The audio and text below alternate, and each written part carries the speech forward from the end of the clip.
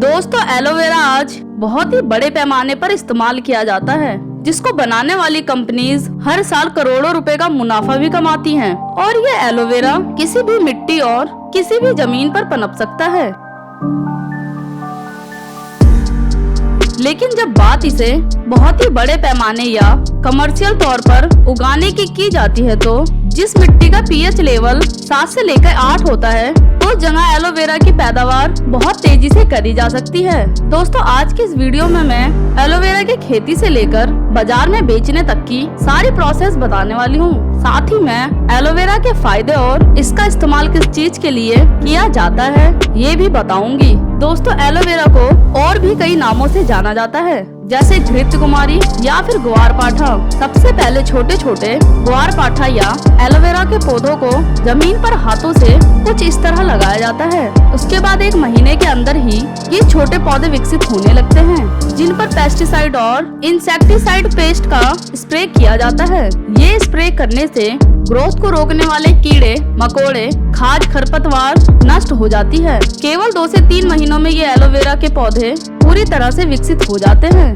बस किसानों को ये बात ध्यान में रखनी होती है कि खेत में ज्यादा नमी ना हो, साथ ही खेत में पानी ना रुके। केवल 2 से 3 महीने बाद ही वो समय आ जाता है जब एलोवेरा को काटना शुरू करा जाता है, और इन्हें बहुत ही ध्यान से काटना होता है। एलोवेरा के पौधों से केवल पत्तों को काटकर निकाला जाता है और तना वैसे ही छोड़ देते हैं, ताकि तने में फिर से पत्ते आ सके। दोस्तों इन पत्तों को काटकर एक कन्वेयर बेल्ट पर डाला जाता है, जिससे ये सारे पत्ते एक कंटेनर में पहुंच जाते हैं, और ये कंटेनर फिर पहुंचाए जाते हैं फैक्ट्रीज में। आइए अब जानते हैं एलोवेरा के पत्तों के साथ फैक्ट्री में क्या क्या किया जाता है। सबसे पहले एलोवेरा के पत्तों को सीधा पानी में डालकर धोते हैं और फिर अच्छी तरह साफ करके इन्हें दूसरे स्टेज में भेज दिया जाता है। दूसरे स्टेज में इन साफ किए गए पत्तों को बहुत सारे वर्कर मिलकर उन खराब पत्तों की पहचान करके अलग करते हैं, जिनका कोई काम नहीं, जो दूसरे पत्तों को भी खराब कर सकते हैं। क्योंकि बहुत सारे वर्कर इन पत्तों को छूते हैं, तो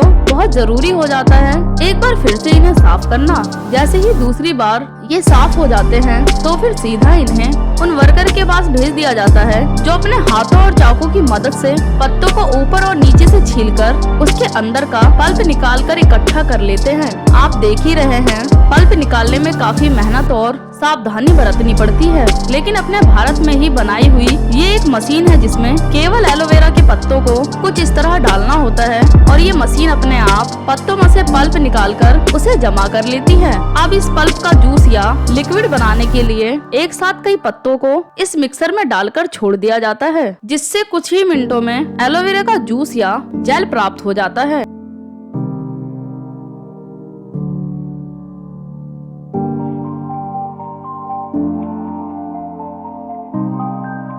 चलिए अब चलते हैं बड़े प्रोडक्शन की फैक्ट्री वाले हिस्से पर। दोस्तों फैक्ट्री में पल्प हासिल करने के बाद इसे डिस्टिलाइज करके इसके नुकसानदायक बैक्टीरियाओं को खत्म किया जाता है, जिसके लिए अलग से एक मॉडर्न मशीन का यूनिट काम करता है, और बस यह बिल्कुल तैयार है। अलग अलग प्रोडक्ट बनाने के लिए इस एलोवेरा जेल का इस्तेमाल किया जाता है। इससे बनाए जाते हैं shampoo, aloe vera juice, face wash और भी बहुत सारे प्रोडक्ट्स। दोस्तों एलोवेरा का कॉस्मेटिक प्रोडक्ट हो या आयुर्वेदिक दवा, सभी में जमकर इस्तेमाल किया जाता है। यही कारण है आज बाजार में रोजाना लाखों रुपए के एलोवेरा से बने प्रोडक्ट बेचे जाते हैं।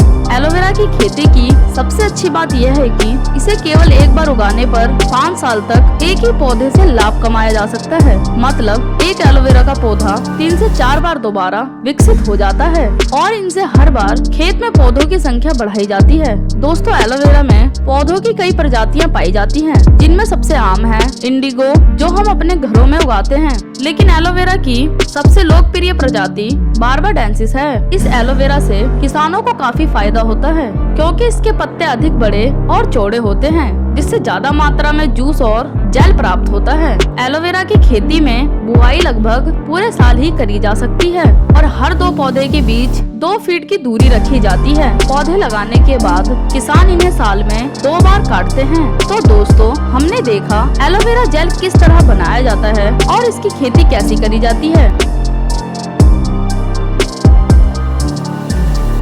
अगर आपको मेरी ये वीडियो पसंद आई तो इसे ज्यादा से ज्यादा शेयर करें और अपना एक लाइक देकर चैनल को सब्सक्राइब कर बेल आइकन जरूर दबा दें।